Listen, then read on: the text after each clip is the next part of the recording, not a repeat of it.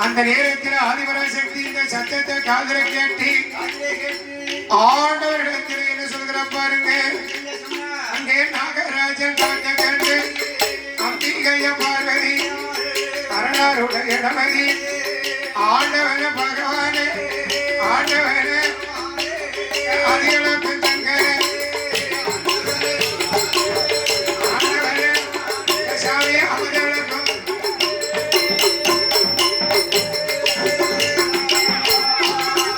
ஐயா ஈஸ்வரனை அணையோ இழக்கும் சங்கரன் பார்க்கடை சின்னதி பணிக்கு வந்த பாரப்பக்கம் எல்லாரோத்தம் இருக்க உங்களோட மந்திரக்க சொல்லுவது யாரு என்று உடனடிய சொல்லணுமே என்று பார்வதியா என்று சொல்லி